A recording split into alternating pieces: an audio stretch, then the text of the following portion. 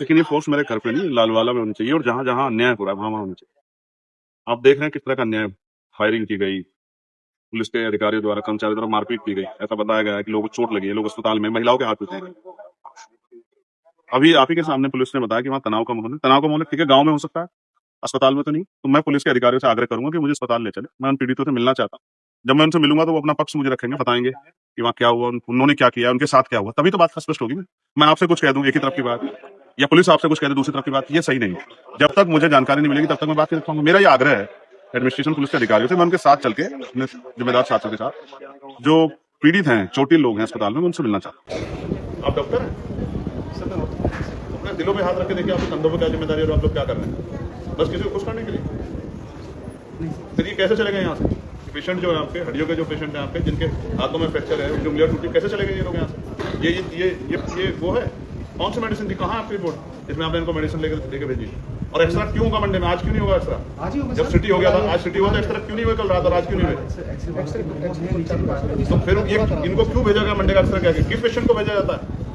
ये कह के कि मंडे में आपका एक्सरा करा लेना। वो डिस्चार्ज कर दो, सब एक बार वेरीफाई कर ले रहा हूँ, किसने कहा मैं आपको बता रहा हूँ। जो भी जिसने भी किया है वो सामने आए, सर अपना रोल अदा करे। जिसने इनको कहा है कि आप छुट्टी करा के जाओ, मंडे में आओ, मतलब आप जानते हैं पुलिस केस है, आप जानबूझ के मेडिकल कमजोर करने के लिए भेज रहे हैं कि पेशेंट को हमने जो है रिलीज कर दिया था सेम डे। नहीं, इस पर ये बिना जांच के नहीं चलेगा ये सब। देखो आपके सामने किस तरह का अन्याय हो रहा है गरीबों के साथ। जिनके हाथ टूटे हैं उनको छुट्टी दे दी गई, और मेरे आने से पहले 2:10 का सिटी करा रहे हैं। उसकी आंख के नीचे फ्रैक्चर है, ठीक है। मुझे डॉक्टर बता रहे हैं फोन पे कि उनकी, मैंने भेजी है रिपोर्ट कि उनकी आंखें नीचे फ्रैक्चर है, और इन्होंने उनको आज मेरे आने की सूचना पे इन्होंने उनका सिटी कराया। ये है सिचुएशन, ऐसे मिलते हैं न्याय। देखिए आपके सामने सरकार का दमन देखिए। आप सभी साथियों को क्रांतिकारी नमो बुधाई, जय भीम, जय भारत, जय संविधान। दोस्तों मैं रमन जरन और आप देख रहे हैं अध्यात्म पावर। साथियों, वैसे योगी आदित्यनाथ ये कह रहे हैं कि हमारी सरकार में जंगल राज खत्म हो चुका है, लेकिन किस तरह से योगी शासन में उनकी पुलिस की गुंडागर्दी देखने को मिल रही है, ये तो साथियों हर एक घटनाओं में आप देखते ही हैं। लेकिन इस बार जो हुआ है साथियों, कहीं ना कहीं बहुजन समाज के लिए एक बहुत बड़ी खबर है। और बड़ी खबर यह है साथियों कि भीम आर्मी चीफ आज़ाद समाज पार्टी के राष्ट्रीय अध्यक्ष व नगीना सांसद चंद्रशेखर आज़ाद, जिनको पुलिस ने गिरफ्तार कर लिया है। साथियों आपने सही सुना, बता दें कि सहारनपुर के देवबंद थाना क्षेत्र में लालवाला गांव में एक मामला था, जिस मामला को लेकर भीम आर्मी चीफ चंद्रशेखर आज़ाद वहां पर पहुंचने वाले थे, लेकिन पुलिस ने उनको हाउस अरेस्ट कर लिया। बता दें साथियों कि वहां पर बहुजन समाज के लोग, जिनकी ज़मीन थी, उनकी ज़मीन को पहले तो कब्जा किया गया और उसके बाद उस ज़मीन पर मकान बनाने का काम किया जाने लगा। इस पर जब बहुजन समाज के लोगों ने विरोध करना शुरू किया, तो उसके बाद साथियों आपको बता दें कि जो पुलिस प्रशासन का कार्य होना चाहिए कि वहाँ पर शांति का माहौल बनाए, लोगों को सुरक्षा दे, बल्कि साथियों सुरक्षा देने के बजाय पुलिस वालों ने भी जमकर लाठीचार्ज किया। यहाँ तक कि साथियों आपको बता दें कि जो लोग ज़मीन पर कब्जा कर रहे थे, उन लोगों ने सबसे पहले फायरिंग शुरू की थी। उसके बाद जब इन लोगों ने, यानी बहुजन समाज के लोगों ने प्रदर्शन किया, तो उसके बाद योगी आदित्यनाथ द्वारा भेजी गई हज़ारों की संख्या में पुलिस ने बहुजनों पर लाठीचार्ज किया, उनकी हड्डियां तक तोड़ दी। छोटे छोटे बच्चे हों, महिलाएं हों या फिर बुजुर्ग हों, किसी को भी पुलिस ने नहीं छोड़ा। साथियों आप देख सकते हैं इन तस्वीरों में। बता दें साथियों कि लगभग सैकड़ों लोग हॉस्पिटल में भर्ती हैं और वहाँ पर उचित इलाज भी नहीं किया जा रहा है, जिसको लेकर भीम आर्मी चीफ चंद्रशेखर आज़ाद काफ़ी आक्रोशित हुए। बता दें साथियों कि जैसे ही इस घटना की जानकारी भीम आर्मी चीफ चंद्रशेखर आज़ाद को मिली थी, तो उन्होंने पोस्ट करते हुए लिखा था कि जनपद सहारनपुर के थाना देवबंद के ग्राम लालवाला में बहुजन समाज की ज़मीन, जिस पर पहले जबरन कब्जा किया गया और अब उस पर निर्माण कार्य करना न केवल भूमि का अतिक्रमण है, बल्कि समाज के संवैधानिक अधिकारों पर सीधा हमला है। जब दलित समाज ने अपने हक और ज़मीन की रक्षा के लिए आवाज़ उठाई, तो उन पर कब्जा करने वालों द्वारा फायरिंग की गई और जानलेवा हमला किया गया। लेकिन सबसे शर्मनाक और ख़तरनाक बात यह है कि पुलिस जो सुरक्षा की जिम्मेदार है, वही अत्याचार करती नजर आई। पुलिस द्वारा किया गया लाठीचार्ज इतना बर्बर था कि महिलाओं, बच्चों और बुजुर्गों तक को भी नहीं छोड़ा गया। मुख्यमंत्री माननीय योगी आदित्यनाथ जी, यह घटना सिर्फ सहारनपुर की नहीं बल्कि पूरे प्रदेश में दलितों के साथ हो रहे अन्याय की भयावह तस्वीर है। अगर रक्षक ही भक्षक बन जाए तो आम जनता न्याय की उम्मीद किससे करे। गवर्नमेंट ऑफ यूपी से हमारी स्पष्ट मांग है, जबरन कब्जा करने वालों की तत्काल गिरफ्तारी हो और उन पर कड़ी धाराओं में मुकदमा दर्ज किया जाए। दोषी पुलिसकर्मियों को तत्काल निलंबित कर उनके खिलाफ आपराधिक कार्रवाई की जाए। SC/ST अत्याचार निवारण अधिनियम के तहत सख्त धाराओं में मुकदमा दर्ज किया जाए। सभी घायलों को बेहतर इलाज और सम्मानजनक मुआवजा दिया जाए। पीड़ित परिवारों को तत्काल सुरक्षा प्रदान की जाए। यदि जल्द कार्रवाई नहीं हुई तो यह मामला सड़क से सदन तक गूंजेगा और बहुजन समाज अपने अधिकारों के लिए निर्णायक संघर्ष करने को मजबूर होगा। तो साथियों, जैसे ही भीम आर्मी चीफ चंद्रशेखर आजाद ने पोस्ट किया, उसके बाद पुलिस प्रशासन भी एक्टिव हुई और कहीं ना कहीं योगी आदित्यनाथ को भी लगा कि अब चंद्रशेखर आजाद जब पीड़ित परिवार से मिलने जाएंगे तो कहीं ना कहीं बहुजनों के लिए वह आकर्षक का केंद्र बन जाएंगे। और यही कारण है साथियों कि चंद्रशेखर आजाद को रोकने के लिए उनके घर यानी छुटमलपुर पर हजारों की संख्या में पुलिस फोर्स भेजी जाती है योगी आदित्यनाथ द्वारा। और आप देख सकते हैं साथियों कि किस तरह से छुटमलपुर में हजारों की संख्या में पुलिस फोर्स तैनात कर दी गई है और भीम आर्मी चीफ चंद्रशेखर आजाद को वहां पर हाउस अरेस्ट कर लिया गया है ताकि पीड़ित परिवार से भीम आर्मी चीफ चंद्रशेखर आजाद न मिल सके। बता दें साथियों कि भीम आर्मी चीफ चंद्रशेखर आजाद ने फिर से एक पोस्ट किया जब उनको हाउस अरेस्ट कर लिया गया और भीम आर्मी चीफ चंद्रशेखर आजाद ने पोस्ट करते हुए लिखा कि जनपद सहारनपुर की देवबंद विधानसभा के अंतर्गत ग्राम लालवाला में बहुजन समाज पर हुए अत्याचार तथा उसके विरोध में हुए पुलिसिया लाठीचार्ज के पीड़ितों से मिलने जा रहे हैं माननीय राष्ट्रीय अध्यक्ष भीम आर्मी चीफ व नगीना से लोकप्रिय सांसद भाई चंद्रशेखर आजाद जी को प्रशासन द्वारा हाउस अरेस्ट कर लिया गया है। आसपास के सभी साथियों से निवेदन है कि सांसद भाई चंद्रशेखर आजाद जी के छुटमलपुर सहारनपुर स्थित निवास पर अधिक से अधिक संख्या में पहुंचे। तो यहाँ पर भीम आर्मी चीफ चंद्रशेखर आजाद को जब हाउस अरेस्ट किया गया उसके बाद उन्होंने पोस्ट करते हुए लिखा, वही आगे भीम आर्मी चीफ चंद्रशेखर आजाद ने एक और पोस्ट करते हुए लिखा कि हाउस अरेस्ट होने पर चंद्रशेखर आजाद ने कहा, अगर मैं अपने लोगों की रक्षा नहीं कर सकता तो मुझे राजनीति छोड़कर परचून की दुकान खोल लेनी चाहिए। तो साथियों, भीम आर्मी चीफ चंद्रशेखर आजाद को जब हाउस अरेस्ट किया गया उसके बाद उन्होंने ये पोस्ट किया था। उन्होंने साफ तौर से कह दिया कि अगर मैं बहुजन समाज को न्याय नहीं दिला सकता हूं तो मुझे राजनीति छोड़कर परचून की दुकान खोलकर बैठ जाना चाहिए। तो साथियों, आपको बता दें कि भीम आर्मी चीफ चंद्रशेखर आजाद को जब हाउस अरेस्ट किया गया उसके बाद भीम आर्मी चीफ चंद्रशेखर आजाद जिन्होंने वहाँ पर तमाम मीडिया के सामने ये कहा कि मैं वो पीड़ित लोगों से मिलना चाहता हूँ जिनके ऊपर पुलिस ने लाठीचार्ज किया है।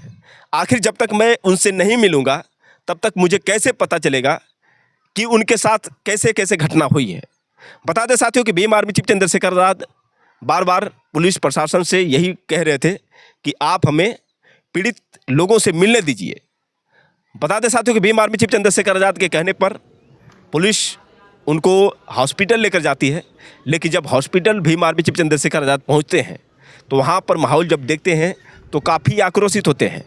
वहाँ पर जिस तरह से दलित समाज के लोगों को मारा पीटा गया था, जिनको एडमिट किया गया था, अभी उनकी पूरी तरह से ठीक से इलाज भी नहीं हो पाई थी, तब तक उनको छुट्टी मिल गई थी। यानी डॉक्टरों द्वारा यह कहकर उनको छुट्टी कर दिया गया था कि आप लोग ठीक हैं, जबकि उनकी हालत काफ़ी नाजुक थी। आखिर भीम आर्मी चीफ चंद्रशेखर आजाद जब हॉस्पिटल पहुंचे और वहां पर जाकर जब उन्होंने अपनी आंखों से देखा कि कैसे दलित समाज के साथ दुर्व्यवहार किया जाता है, कैसे उनके साथ भेदभाव किया जाता है, जब वहां पर जाने के बाद भीम आर्मी चीफ चंद्रशेखर आजाद ने उन पीड़ित परिवार से बात की, तो आखिर भीम आर्मी चीफ चंद्रशेखर आजाद क्या बोले, पहले आप उनकी बात सुनिए, उसके बाद हम सीधे आपसे बात कर रहे हैं।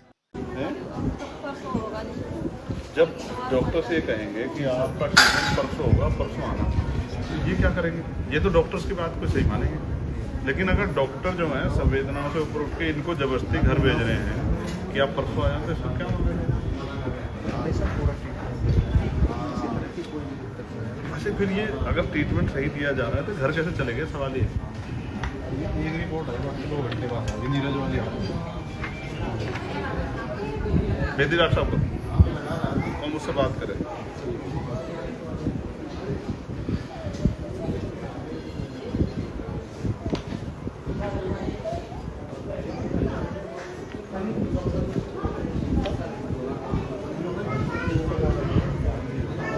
बुलाना है इसको बुलाना है। क्या है इसको? जी सर।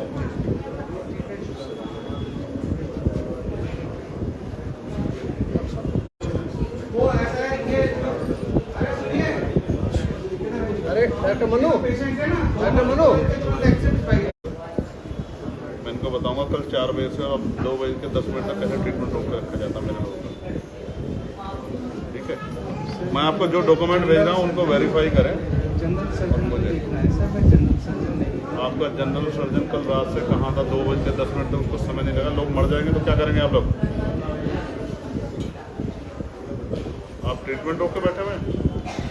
इनको दिक्कत है तो इनको भेज दिया कि मंडे आके एक्सरे करा लेना। ये रूट है एडमिनिस्ट्रेशन, उसका क्या नाम है? हॉस्पिटल एडमिनिस्ट्रेशन का। आप डॉक्टर हैं? सर मैं अपने दिलों पे हाथ रख के देखिए आपके कंधों पे क्या जिम्मेदारी है और आप लोग क्या कर रहे हैं? बस किसी को खुश करने के लिए। नहीं फिर ये कैसे चलेगा यहाँ से? पेशेंट जो है आपके, हड्डियों के जो पेशेंट हैं आपके, जिनके हाथों में फ्रैक्चर है, उनकी उंगलियां टूटी, कैसे चलेंगे ये लोग यहाँ से? ये वो है? कौन सी मेडिसिन दी? कहाँ है आपकी रिपोर्ट जिसमें आपने इनको मेडिसिन लेके भेजी? और एक्सरा क्यों होगा मंडे में? आज क्यों नहीं होगा एक्सरा? आज ही होगा जब सर। सिटी हो गया था, आज सिटी हुआ तो एक्सरा क्यों नहीं हुए कल रात और आज क्यों नहीं हुए? तो फिर ये इनको क्यों भेजा गया मंडे का एक्सरा? कह के किस पेशेंट को भेजा जाता है? ये कह के कि मंडे में आकर एक्सरा करा लेना। वो डिस्चार्ज कार्ड होगा सर, मैं एक बार वेरीफाई कर ले रहा हूँ। किसने कहा है मैं आपको बता रहा हूँ। जी सर। जो भी जिसने भी किया है वो सामने आए, सर अपना रोल अदा करे। जिसने इनको कहा है कि आप छुट्टी करा के जाओ, मंडे में आओ, मतलब आप जानते हैं पुलिस केस है, जी सर। आप जानबूझ के मेडिकल कमजोर करने के लिए भेज रहे हैं कि पेशेंट को हमने जो है रिलीज कर दिया था मैं सर पता सेम डे। नहीं, इस पर ये बिना जांच के नहीं चलेगा ये सब। देखो आपके सामने किस तरह का अन्याय हो रहा है गरीबों के साथ। जिनके हाथ टूटे हैं उनको छुट्टी दे दी गई और मेरे आने से पहले 2:10 पे सिटी करा रहे हैं। उसकी आंख के नीचे फ्रैक्चर है। ठीक है, मुझे डॉक्टर बता रहे हैं फोन पे कि मैंने भेजी है रिपोर्ट कि उनकी आंख के नीचे फ्रैक्चर है और इन्होंने उनको आज मेरे आने की सूचना पे इन्होंने उनका सिटी कराया। ये है सिचुएशन। ऐसे मिलते हैं न्याय। देखिए आपके सामने सरकार का दमन देखिए।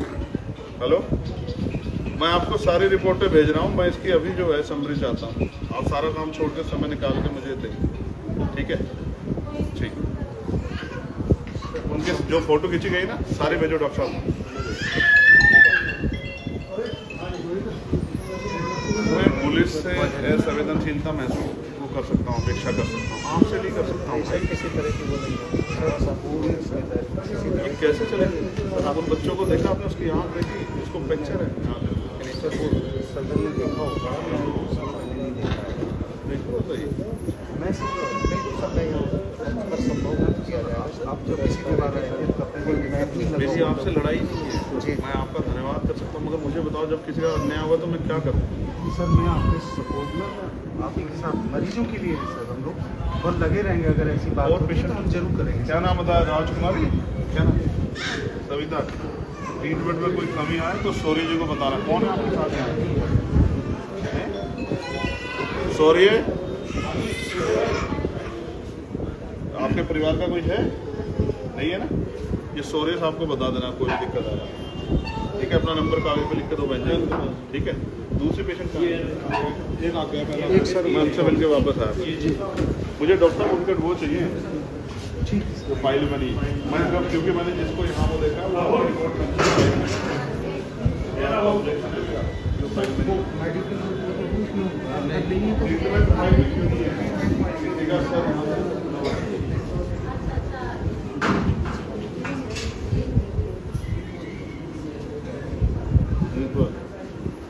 अच्छा कौन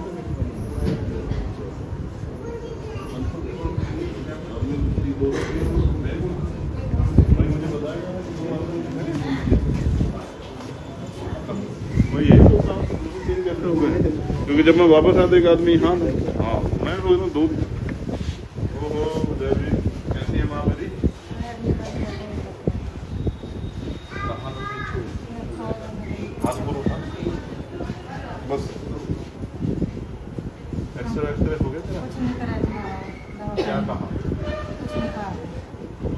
गई क्यों घर वापस? दुकानों को भेज दिए थे इन्होंने किसने भेज अस्पताल क्या कहा जाओ हमने कहा मुझे हमें दवा पानी तो कुछ नहीं दिया क्यों करिए यार मैंने पैसों की दवा पानी खाया गए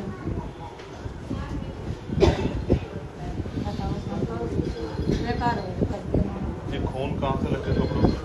जो कभी छेद पिटाई हुई है इस और में चल गया उन्होंने चेक किया फायर भी करी मेरे पास फायर की थी? हाँ जी फायर करी उन्होंने लड़की ने उसकी हाँ नहीं तो लड़की ने फायर करी चलो जांच हो जाएगी, चिंता मत करो। आपको अभी जो कहाँ दिक्कत है डॉक्टर को बताना, मैं कह रहा हूँ उनको। रवि जी कहाँ है? रवि प्रकाश जी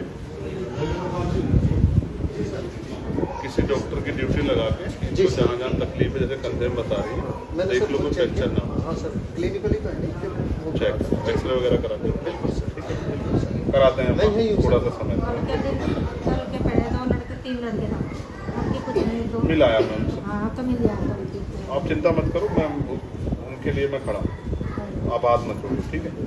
सर।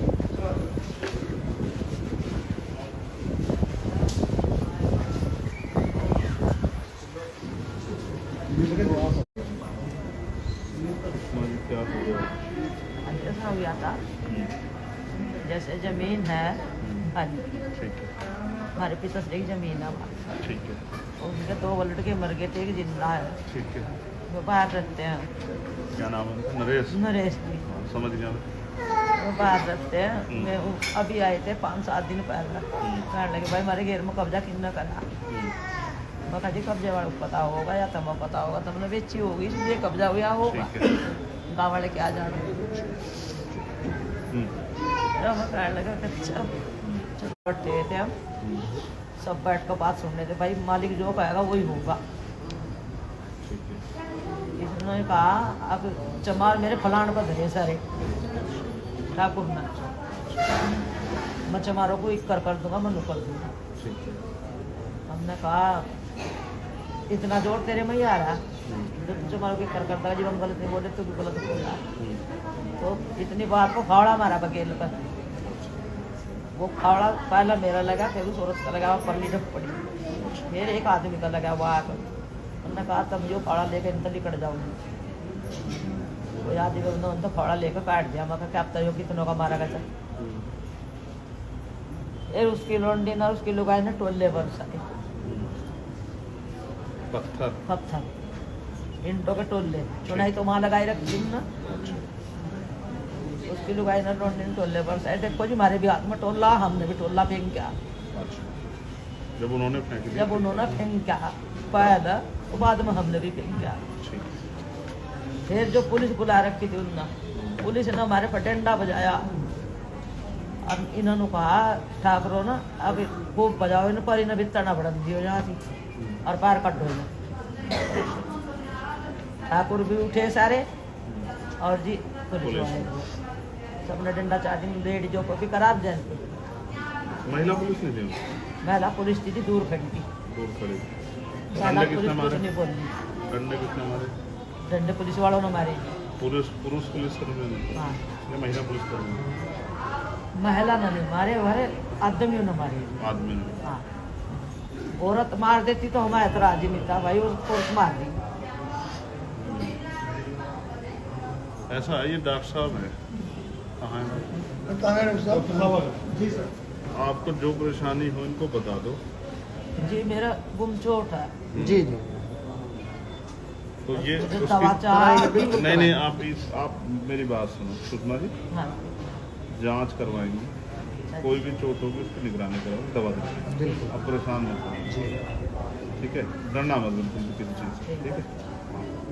बाकी कोई बात हो तो हम लोग आपके साथ हैं, ठीक है। ठीक है? आप आराम प्रशासन भी ना धमकी दे रहा है, ये बता रहे थे अभी। कौन? प्रशासन भी धमकी दे रहा है जी ने। क्या? जिन्हों कह रहे वहाँ थाने में हमने कहा उसने कब? अस्पताल में कल हाँ मैडम ने पुलिस वाली ने देखो 2 तो लगेंगे जवान थी हाँ, और 50-50 हज़ार तुम घर तक दोगी, और जब तुम जेल में जाओगी ना तुम्हें पता लग जाएगा जेल में रहोगी। ठीक है। अच्छा हाँ जी वो तो दे देंगे जमानती चाह दे लो देंगे हम दे देंगे सर, अच्छा आप चिंता ना करो। और जेल में रहोगी तुम्हें पता चल जाएगा डॉक्टरी करवाने का। अच्छा, डॉक्टरी करवाने का। जी इसी डर से कम से कम 40 आदमी ऐसे हैं जिनके डंडे पत्थर फूट रहे हैं वो जी आ नहीं टंग रहे। को प्लास्टर सामने नहीं आ रही बड़े है। डर के मारे नहीं आए। वो सामने नहीं आ रही है। बात समझ सो रही है, जिनकी लड़ाई है उनको लड़नी तो पड़ेगी।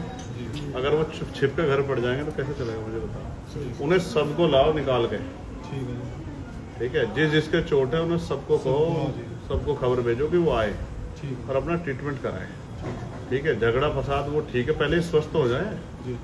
अपना इलाज तो करा ले। पता लगा किसी को इन्फेक्शन हो जाएगा, अंदर अंदर मर जाएगा, क्या करेगा फिर? उसके बच्चे कहाँ अजी जाएंगे? एक मर नहीं गया था, मर गया ये। कल उसकी- डंडा सिर फुकता था उसका बेचारे का, हाँ आज वो निमट ही गया।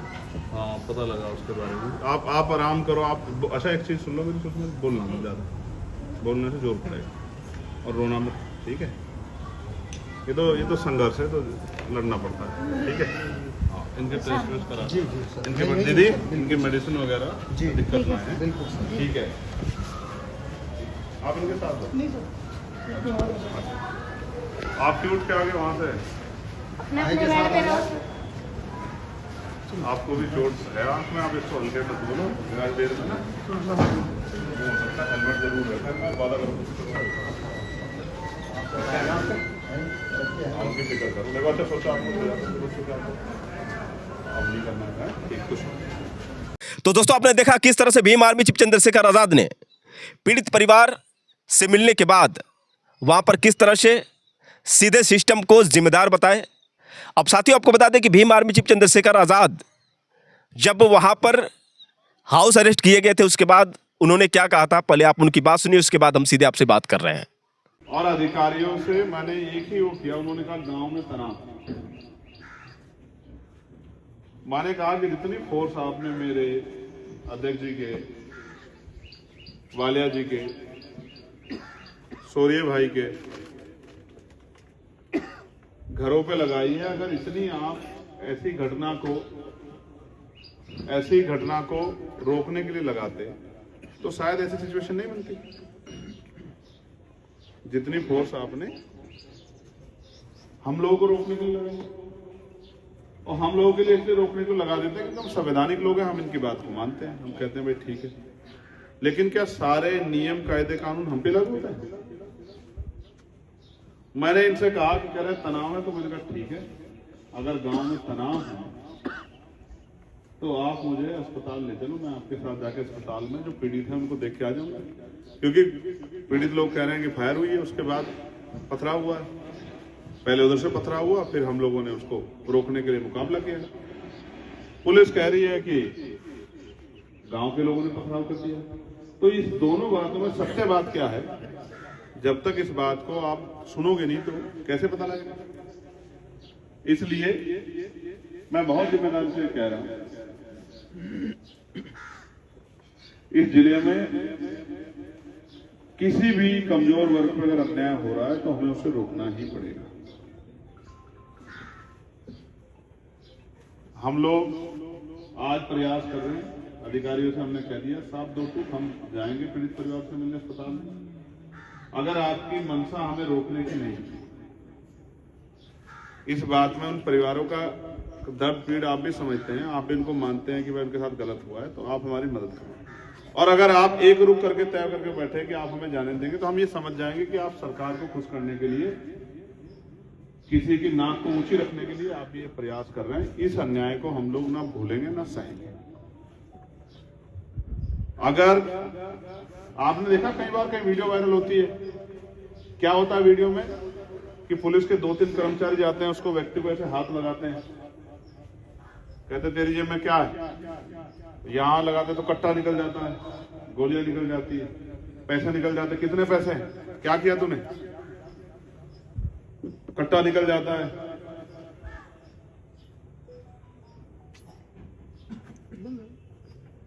तो इस अंतर्यामी पुलिस को ये दिख जाता है, बहुत दूर जंगल में खड़े आदमी पे कट्टा है, पैसे हैं, ये लूट करके आया है, लूट करने जा रहा है, लूट की साजिश बना रहा है, और फिर वो उसके पैर में गोली मार के उसको जेल भेज देते हैं।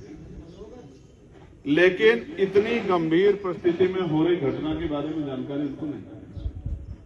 जानकारी सब थी, गांव से सारे इनपुट थे, लेकिन अधिकारियों ने लापरवाही बरती। क्योंकि थोड़ा सा जातीय वो भी रहता है प्रभाव। वहां जो सीईओ हैं वो उसी समाज से आते हैं जिस समाज के लोगों ने को खुश करने के लिए अन्याय हुआ। मैं मानता हूं कि ये पूरी घटना इसलिए हुई है कि प्रशासन ने और पुलिस ने लापरवाही बरती। और 2 दिन पहले क्या था आप सब लोग जानते हैं, किस तरह दलितों के मकान जो हैं और जो पिछड़े वर्ग के लोगों के मकान थे वो तोड़ दिए गए। और दूसरी तरफ आईटीसी ने 15 फीट जमीन कब्जा की हुई। सड़क से मध्य से 35 फीट है, आईटीसी की तरफ वो 20 फीट भी नहीं है, वहां 15 फीट कब्जे कर रखी है उसने। और इधर जो है आप 1-1 फीट पे कह के, और वो कह रहे हैं कि आप सजरा लिया हो, नाप लो, अगर आपकी बैठती है तो हम तोड़ लेंगे अपने। वहां आपने बुलडोजर चला दिया। ये सारी बातें किस ओर इशारा कर रही है कि जैसे जैसे चुनाव नजदीक आ रहा है तो दलितों पिछड़ों का दमन करने की कसम इस सरकार ने खा ली। हमें इस गुंडागर्दी की सरकार को तो हटाना ही है, लेकिन इस गुंडागर्दी के आगे चुप भी नहीं रहना, इस गुंडागर्दी का मुकाबला भी करना है। ये हमारा नैतिक धर्म है। और अगर हम ये नहीं कर पाए तो ये मत समझना कि ये अन्याय आज उनके साथ हुआ कल आपके यहां नहीं होगा, ये बढ़ेगा। क्या हुआ धोलाना में? कल ही आपने वीडियो नहीं देखी किस तरह छत पे चढ़ के जो है, और नीचे से दिख रहा है कि पथराव पहले नीचे से हुआ, और किस तरह से जानवर की तरह मार रहे हैं और उठा के,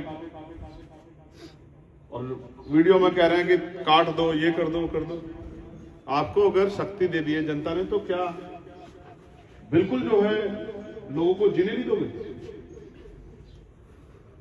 हम प्रयास करेंगे, 1 घंटा इंतजार करेंगे, रास्ता निकलता है ठीक है। हमारी पुलिस से लड़ाई नहीं, क्योंकि पुलिस में भी किसान परिवारों के लोग ही हैं, मजदूर परिवारों के लोग, मिडिल क्लास परिवार के लोग, किसी नेता के, किसी बड़े उद्योगपति के बच्चे तो नहीं। लेकिन जो काम पुलिस सरकार के इशारे पे मजबूरी बस कर रही है, उससे भी हम लोग सहमत नहीं। 1 घंटे के बाद रास्ता निकलता है, फिर वही होगा। हम कल नहीं करेंगे आंदोलन, हम परसों करेंगे। और आंदोलन फिर ऐसा करेंगे अपनी शक्ति के आधार पर, जितनी शक्ति हम में कि वो पूरे प्रदेश को पता लगेगा कि किसी ने अन्याय के खिलाफ लड़ने, चाहे वो धौलाना की घटना हो, चाहे यहाँ घटना, अपने लोगों को न्याय दिलाने के लिए फिर हम मजबूत आंदोलन करेंगे।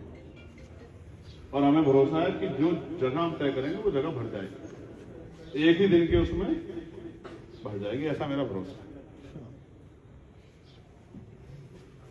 आप जगह तय कर लो, सीनियर लोग बैठ के, डॉक्टर साहब, डीपी सिंह जी, अध्यक्ष जी, आप जगह तय कर लो। मंडल के लोग भी हैं, राणा जी बैठे, पाल साहब हैं, मोनू भाई हैं, आप लोग जगह बैठ के तय कर लो।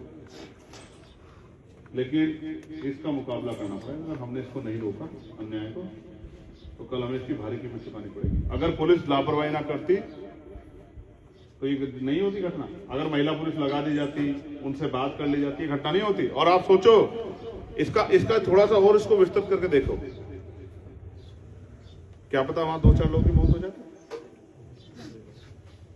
क्या संभव नहीं था? किसी को पत्थर लग जाता, किसी को गोली लग जाती, किसी के ऊपर ट्रैक्टर चढ़ जाता, 2-4 लोग मर जाते। ये जिले में, इस प्रदेश में अराजकता का माहौल है तो क्या करवाना चाहती है पुलिस? एडमिनिस्ट्रेशन क्या करवाना चाहता है? अधिकारी क्या करवाना चाहते हैं? ये सत्ता में तो कुचल देंगे गरीबों को। नहीं, ये नहीं होगा, ये नहीं होगा। जब तक हम लोग तब तक तो नहीं होगा। बताओ होगा या नहीं होगा? बताओ, जोर से बताओ, होगा नहीं होगा? तो ये अन्याय हम लोग नहीं होने देंगे। इसलिए हमें कमर कसनी पड़ेगी और लापरवाही से काम नहीं चलेगा। कहना पड़ रहा है इधर चले जाओ, उधर चले जाओ, और सुकून से बैठ जाओ। लड़ाई ऐसे थोड़ी लड़ जाती जैसे आप सोच रहे हो। लड़ाई तो मजबूती लड़ जाती है, पसीना बहाना पड़ता है, खून बहाना पड़ता है, कई बार जो है लाठियां खानी पड़ती है। लड़ाई संघर्ष तो ऐसे होते हैं, जिन लोग सीनियर लोग बैठे हैं उन्होंने देखे, उधर नीटू भाई बैठे हैं, महक भाई बैठे हैं, सबको पता संघर्ष कैसे होता है। सबके वो भी बैठा, तजुर्बे हैं सब लोगों के। संघर्ष कोई आसान काम थोड़ा ही है। कितने लोग बैठे हैं हमारे पुराने साथी, ये सब जानते हैं। तो पुलिस लगा के ऐसा थोड़ा कि हमें रोक देंगे, क्यों भाई तो बैठे हैं जेल जाने वाले लोग हमारे साथ। पुलिस से थोड़े डरा देंगे हम, पुलिस से थोड़े डरते हैं यार। हम तो पुलिस के सच्चे साथी हैं। और भले ही आज हम आमने सामने खड़े हैं, लेकिन हम बार बार ये कहते हैं कि इनकी 8 घंटे की ड्यूटी, सप्ताह में 1 दिन छुट्टी, वेतन विसंख्या दूर, बॉर्डर स्कीम खत्म, और अगर इनको एक्स्ट्रा काम करना पड़ेगा 8 घंटे ज्यादा, तो इनको ओवर टाइम की पॉलिसी भी हम लोग लागू करेंगे। हम तो उनके लिए भी लड़ रहे हैं। इसलिए आप आराम से बैठो, हम लोग आधा घंटा 1 घंटा इंतजार करेंगे, और आप अपना काम कर रहे हैं, आप भी अपनी रणनीति बना रहे हैं, आप भी फोन करने शुरू करो, ठीक है। वही तनाव हो सकता है, जिले में तो, शहर में तनाव नहीं है। क्या हम अपने लोगों को जिनको हाथ टूटे, बहनों के माँ, क्या उनसे मिलेंगे भी नहीं? बताओ, मिलेंगे नहीं मिलेंगे? हाँ, मगर हम जो भी काम करेंगे संवैधानिक दायरे में करेंगे, ये बात समझ, ठीक है। अब सीनियर लोग बैठ के बात देखो, ऊपर वाला आपके साथ है। गर्मी से छांव की तरफ बढ़ रहे हैं लोग, हवा भी चल रही है, वरना देखो अभी थोड़ी देर पहले बहुत गर्मी होगी, ठीक है। ये इसका मतलब आपकी लड़ाई में ऊपर वाला भी आपके साथ, ठीक है। तो सुकून से बैठ के सीनियर लोग जो हैं चर्चा करेंगे। आप लोग बैठ के अपना बनाओ, कहाँ कर सकते हैं, सब सीनियर लोग बैठ जाओ। उत्तराखंड की भी मदद चाहिएगी हमें शामली की मदद भी चाहिएगी, मुजफ्फरनगर की मदद भी चाहिएगी, ठीक है। हमें ये बॉर्डर वाला जो हरियाणा वाला क्षेत्र, इसकी मदद भी चाहिएगी, ठीक है। हमें देहरादून के लोगों की मदद भी चाहिए, हमें हरिद्वार के लोगों की मदद भी चाहिए, ठीक है। मुजफ्फरनगर, शामली, जमुनानगर, जगाधरी, सहारनपुर, हरिद्वार, देहरादून के लोगों को मिलकर ये लड़ाई लड़नी, ठीक है। कोई किससे पीछे ना रहे। जहां से 1 आदमी आता था, वहां से 10 आदमी आए, जी जान लगा दें, बता दें कि अन्याय हम नहीं करेंगे। हमने आगरा में देखा किस तरह का तांडव हमने देखा, तलवारें ले लेके जो है किस तरह की परिस्थितियां बनी है। हम तो अपने लोगों के न्याय के लिए लड़ाई लड़ रहे हैं, हम तो अपने लोगों की न्याय की लड़ाई लड़ रहे हैं।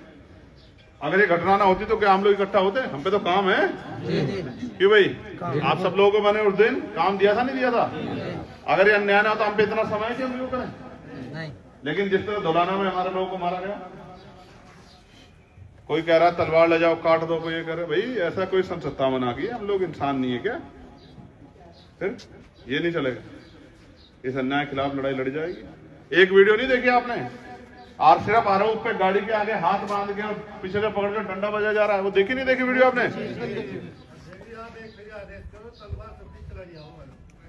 नहीं, ये हमारा रास्ता ही नहीं है ना, समस्या ये हमारा रास्ता ही नहीं है।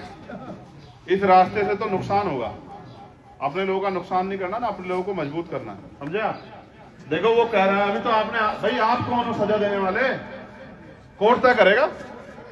ये अपराधी है, आरोपी है, तो कोर्ट तय करेगा। ऐसे तो हम पे सब पे मुकदमे, हम सब लोग अपराधी हो गए।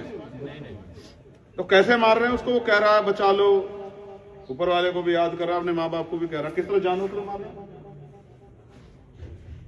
यहाँ तो हिंसा करने वालों भी जो हैं वो मुस्कुराते हुए उनको पकड़ के अच्छी तरह गाड़ी में बिठा के भेजते हैं। तो ये तो सब आप देख ही रहे हो।